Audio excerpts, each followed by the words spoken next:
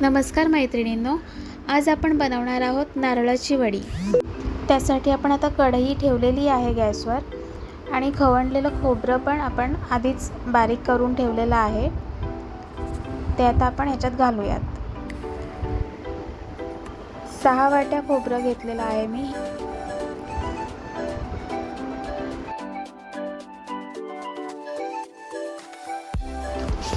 आता यामध्ये साखर टाकायची। साखर आपल्याला खोबऱ्याच्या अर्ध्या प्रमाणात घ्यायची, म्हणजे 6 वाटी खोबरं घेतलेलं आहे तर 3 वाटी साखर टाकायची।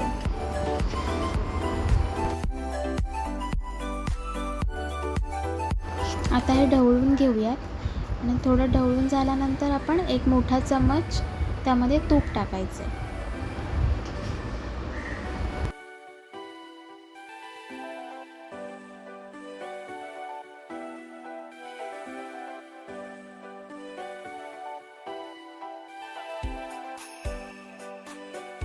थोडं ढवळून झाल्यानंतर आता आपण त्यामध्ये दुधाची साई टाकायची, ती 1 वाटी घेतलेली आहे।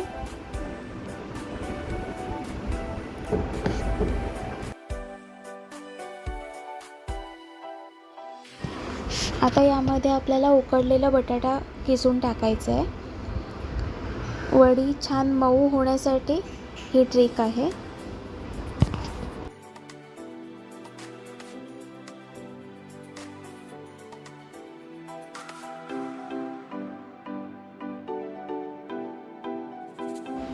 हे साखर मेल्ट होईपर्यंत आपल्याला ढवळत राहायचं आहे। साखर छान आता मेल्ट झालेली आहे।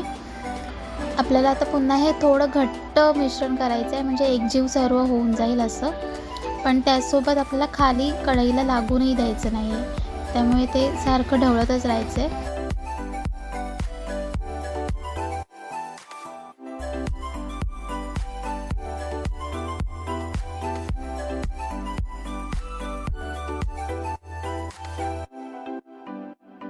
आता आपण यामध्ये फूड कलर टाकणार आहोत।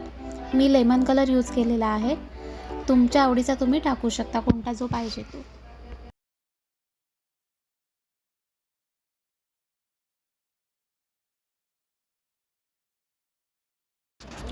आपल्याला हे सर्व आता छान मिक्स करून घ्यायचं आहे। कलर पण त्यामध्ये एकजीव व्हायला पाहिजे असं। हा बघा, छान कलर आता आलेला आहे। आता आपण गॅस बंद करून ट्रेमध्ये हे काढून घेऊयात। ट्रेला थोडंसं तूप लावून घेतलेलं आहे।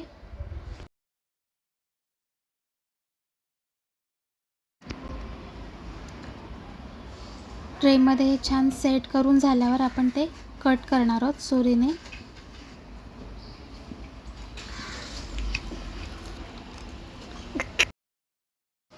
हे बघा, आपल्या आता कट करून झालेले आहेत। खूप छान वड्या पडलेल्या आहेत। आपण एक काढून पाहूयात।